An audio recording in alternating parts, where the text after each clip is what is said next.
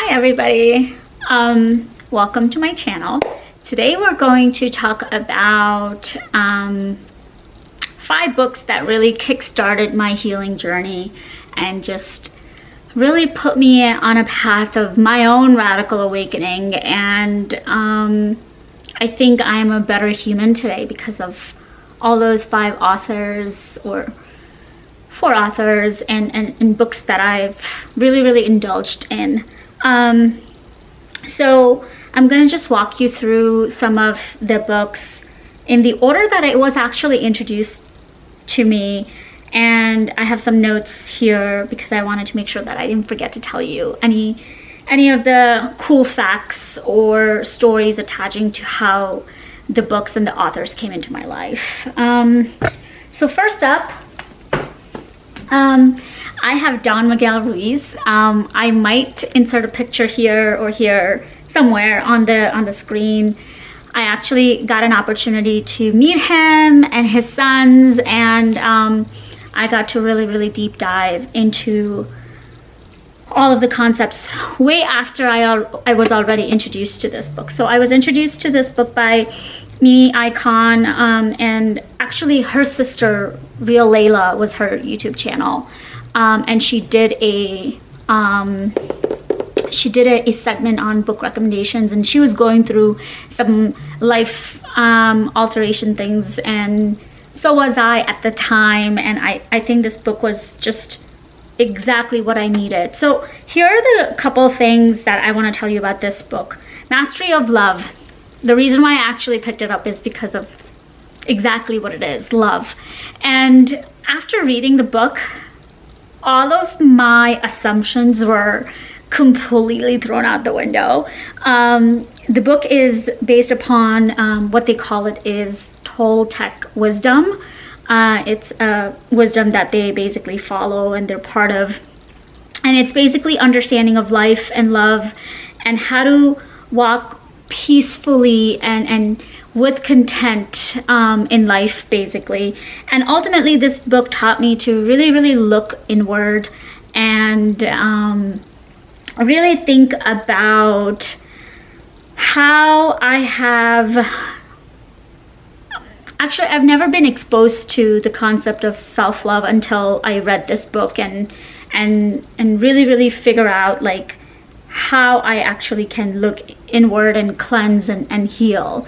At that stage of my life, around like 2011, 2012, 2013, there were pretty turbulent times in my life, and I really just needed some help. This book really also taught me how to live a life free of suffering. Not completely, but like just introduced me to the concept of like what suffering is and how can we get hurt, and instead how do you choose to live the life of vibrancy and joy. And the one concept that really caught my attention from this book was concept of domestication, and how we seek constant outward validation and approval. And I used to do that a lot. I used to basically live a life that other people had dreamt for me, and I would look for so much validation. And that's the lesson number 1 that I learned in that phase of my life, that when I need to seek approval or validation or so many opinions on life decisions, that means they're not the right decisions. Because my instincts are already screaming no. So then why ask other people when I already know internally to trust my intuition, to trust myself and my gut. And I just love the way he puts out his words on just looking inward and thinking about what you really want and having that sense of clarity.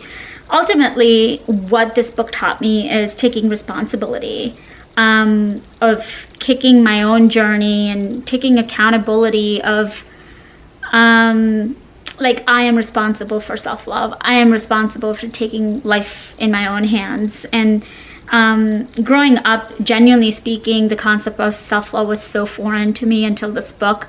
It actually felt very uncomfortable in the beginning when I was exploring it, because I genuinely grew up in an environment where we were constantly living for others and sacrificing for others, and just, you know, like if we didn't have people to give in our lives, we were just like not worthy enough or something. I don't know. It's really a hard concept for me to kind of like explain within like 5 seconds. But my cup was so empty that I was nowhere near at a point where I can give anyone anything. So I really needed to just learn how to fill up my own cup, and that journey was totally not easy, because tons of domestication and conditioning had been happening with the environment that I grew up in, and of course the society that I was raised in. So this book really began the journey of unlearning all of the conditioning and domesticating, so that I can learn to be me and really learn to understand who I really was and who Charmy Patel really was. That book naturally brought me to Four Agreements. I don't have either of my original copies because I let people borrow my books and they never return them. I'm sure everybody has that problem. But I have this book called Four Agreements, the companion book. But Four Agreements was also a quick read. And typically people read Four Agreements first before they read Mastery of Love. But I am so glad that I read Mastery of Love, because I think I needed that turbulence and shaking to wake me up, like what is really going on in my life, before I got to Four Agreements. But Four Agreements is the bestest and the simplest book you can read, but it is so profound and filled with wisdom. There's 4 agreements, and I have like flashcards, and I have everything related to 4 agreements. Be impeccable with your word. Don't take anything personally. Don't make assumptions, and always do your best. These are like simple rules, you know, of life, and we tend to forget it. And then the one thing that I still have not mastered, and I'm still trying to, is don't take things personally. I'm still working on that. It's been a journey, but I'm trying my best not to take everything inwardly on how the thing is, the energies of people, and etc., etc. We'll talk about all of that in another video. But the third book is that led me to another author is Eckhart Tolle. A New Earth really came at the right time, at the right space in my life, that taught me a lot about ego and being present in the moment. I think I was constantly such future-seeking person back in the day that I forgot to enjoy the present moment. I forgot to observe what was going on, to be able to connect the dots seamlessly, to make all of the right decisions in my life. And the other thing that this book really taught me is acceptance.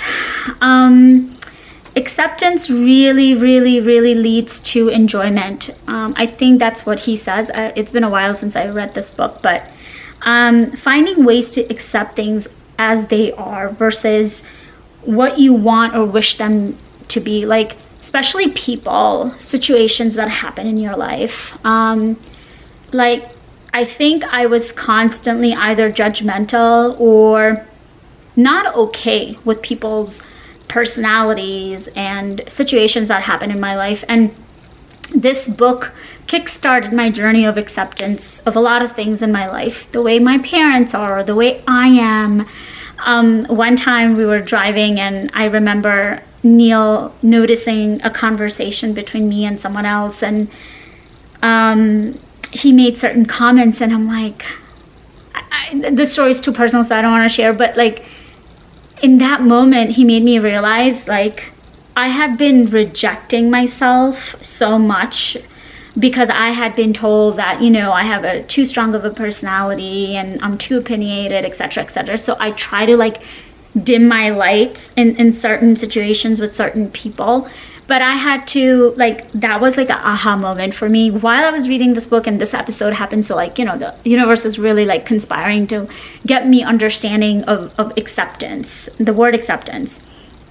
It really also made me reflect on who my true friends were and how I want to accept different type of people in my life as I was going through this journey, and how I interacted with my family and how I allowed them to be into my space also, and created boundaries, and learning to truly just like listen and observe rather than change people and constantly defend them or defend other people to other people. You know, like, I think I started to just, yeah, I understand your perspective. I totally get why you did what you did. You know, like, getting to that state of mind was very important for me to kind of heal from what I was going through. So it was really awesome. The other thing that I'm sure you guys have like read or listened to his talks. He's such a calm demeanor, like he's so like soft-spoken. But the primary cause, he says, the primary cause of unhappiness is never the situation, but your thoughts about it. And when I read that, or when I like just realized that, like, I think my life and my thought process shifted. I'm gonna tell you this quote again. The primary cause of unhappiness is never the situation, but your thoughts about it. It was just great. I don't know why. I still get goosebumps hearing that sentence or that thought. And last but not least is I grew up a lot with criticism, and hence I also, not hence, but I also grew up with a lot of overthinking. So this book also kind of like explores the unhealthy and how overthinking can be so detrimental to your life and your health. But anyways, check out this book if you are looking for some sort of enlightenment or just spirituality and just learning about ego. I think this is a really good book. And then, which brings me to the next book, Our Friend Oprah. What I know for sure. What I know for sure, basically, so I was going through life trauma. I needed to just shake it off and get some positivity and put some rhyme and meaning to what happened. Then I got to just understanding humans in general and how we should just live life of simplicity. Then we got to the ego part, and this got to, I was like, okay, so you talked about the ego, you got to the state of acceptance, and now you have to figure out what kind of life you want. So this book really gave me some courage to creating the life that I really want. This book also taught me art of possibilities of understanding not to fight my personal experiences, but rather just sit with it, learn from it, not judge it, not over explain it to people what happened. Because I made that mistake. I made a mistake of over explaining it to someone who genuinely just wanted a front row seat to my life, you know, and during the same phase of me exploring all of these authors and books and just learning about myself, I also got introduced to Brene Brown and how like people have to earn rights to hear your stories and you can't just share them with everybody. So I think art of possibility, like Oprah basically talks about like all of her life journey and how she's gone through some of the things and how to really adjust your focus and keep moving. So that brings me to resiliency. I think there's a chapter in this book about resiliency. And it talks about like whatever situation you're in, taking accountability on how I may played a major role into what caused the suffering in my life. And So I had to dismantle all of the thinking and opinions that were coming my way, so that I can just create my life brick by brick, thought by thought, choice by choice. You know, I had to figure out what were really my intentions to living my best life, and ultimately, basically, this book also introduced me to the world of being grateful, like sitting in the chaos and still being grateful that you're living, you're breathing, and everything happens for a reason. And how do you take things that happen in your life into a positivity light of tunnel, and make something out of yourself, right? Like, so basically all of that. And which brings me to my last book, because, you know, you dismantle everything and then you get to purpose, because I needed a sense of clarity. I was like, okay, well, I understand I need to dismantle it. I know I need to re-domesticate myself and unlearn things that have been conditioned with the world and all of that. And so Alchemist really, really was also introduced to me by Ria Layla long time ago, and focusing on what matters the most. And it's really funny, when I was reading this book, I used to use this bookmark, and I didn't recognize or realize that I've had this bookmark for such a long time. When I was in college,